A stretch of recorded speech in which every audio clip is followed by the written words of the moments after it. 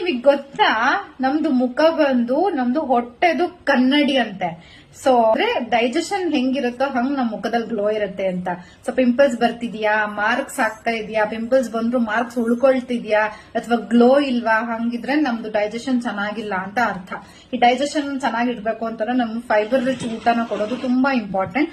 World health organisation ಏನ್ ಹೇಳುತ್ತೆ ಅಂದ್ರೆ ನಮ್ದು ಎವ್ರಿ ಡೇ ಊಟದಲ್ಲಿ 25 ಗ್ರಾಮ್ಸ್ ಅಷ್ಟು ಫೈಬರ್ ನ ಎವ್ರಿ ಡೇ ಬ್ಯಾಲೆನ್ಸ್ ಮಾಡಬೇಕು ಅನ್ನೋದು ಫಿಲಾಸಫಿ. ಸರಿ, ಸೊ ಈ ಫೈಬರ್ ನ ಹೆಂಗ್ ಬ್ಯಾಲೆನ್ಸ್ ಮಾಡ್ತೀರಾ ನಿಮ್ದು ಊಟದಲ್ಲಿ, ತರಕಾರಿ ಪಲ್ಯಗಳನ್ನ ಎಷ್ಟು ತಿಂತೀರಾ ಅಥವಾ ಫ್ರೂಟ್ಸ್ ನ ಎಷ್ಟು ಇನ್ಕ್ಲೂಡ್ ಮಾಡ್ತೀರಾ ಅನ್ನೋದು ಮ್ಯಾಟರ್ ಆಗುತ್ತೆ.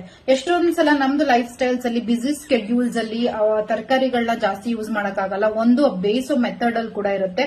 ಎಷ್ಟೊಂದ್ಸಲ ಸಿಪ್ಪೆನಲ್ಲೇನೆ ಫೈಬರ್ ಎಲ್ಲ ಹೊಟ್ಟೋಗಿರುತ್ತೆ. ಸೊ ಇವಾಗ ಹೆಂಗ್ ಬ್ಯಾಲೆನ್ಸ್ ಮಾಡೋದು, ನಿಮ್ಗೆ ಏನಾದ್ರೂ ಬೇಕು ಫೈಬರ್ ನ ಹೆಂಗ್ ಬ್ಯಾಲೆನ್ಸ್ ಮಾಡೋದು ಅಂತಂದ್ರೆ ನನ್ನ ಕೇಳಿ ನಾನು ಹೇಳ್ಕೊಡ್ತೀನಿ. Thank you.